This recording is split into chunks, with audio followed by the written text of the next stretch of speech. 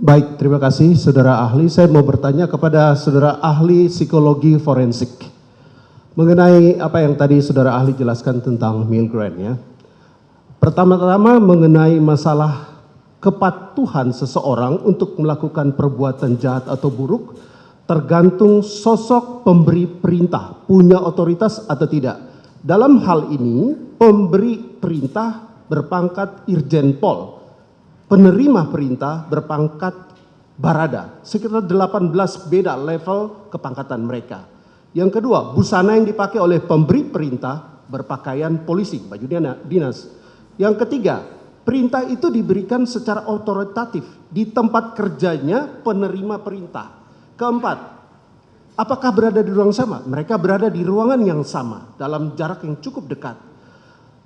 Tergantung lisan, cara menyampaikan perintah. Nomor 5, jelas sekali dalam peristiwa ini, saudara FS mengatakan, woi kau tembak cepat, cepat kau tembak. Ada semacam tekanan yang kuat kepada si penerima perintah. Jika melihat semua kategori yang ahli jelaskan tadi, menurut hemat kami memenuhi unsur-unsur yang ini semua. Oleh karena itu kami mau tanya dari sudut pandang psikologi forensik, apakah hal-hal ini dapat mempengaruhi penilaian ahli sebagai ahli forensik untuk membuat suatu judgement bahwa terhadap si penerima perintah dalam kondisi yang seperti ini tidak bertanggung jawab, atau kalau bertanggung jawab sedikit sekali pertanggungjawabannya. Silakan. Saudara penasihat hukum ini meminta saya untuk membuat judgement ya? Membuat judgement. Okay. Secara psikologi forensik. Ya, izin majelis, jadi saya membuat judgement itu. Tadi sempat saya sampaikan bahwa di khazanah psikologi forensik untuk menakar pertanggungjawaban seseorang dibutuhkan 2 hal yang harus ditelaah. Pertama, ini disilakan sebagai cognitive competence, yaitu capacity for understanding, yaitu seberapa jauh kapasitas untuk memahami perbuatan yang dia lakukan.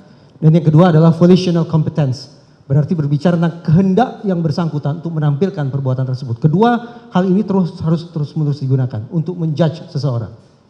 Nah, secara meso tadi sudah saya sampaikan bahwa interaksi antara Richard Eliezer dan Verdi Sambo harus dipahami secara spesifik, harus dipahami secara konkret. Saya tidak tahu spesifik atau konkretnya seperti apa relasi mereka pada saat itu. Di ruangan itu saya tidak tahu.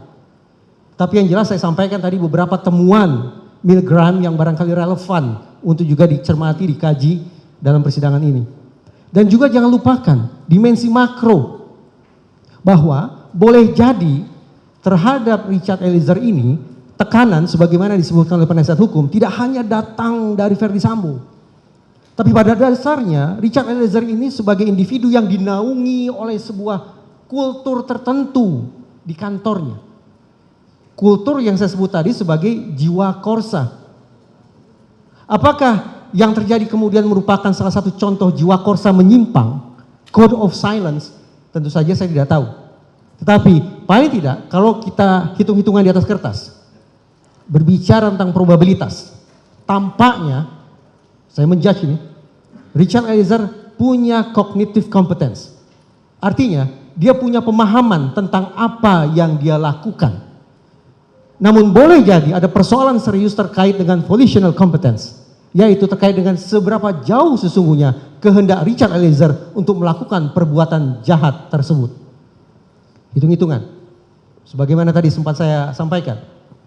Ketika cognitive competence-nya ada, yaitu pemahamannya ada, sementara kehendaknya katakanlah tidak ada, maka boleh jadi yang bersangkutan masuk dalam kategori partially responsible, bertanggung jawab separuh atas perbuatannya.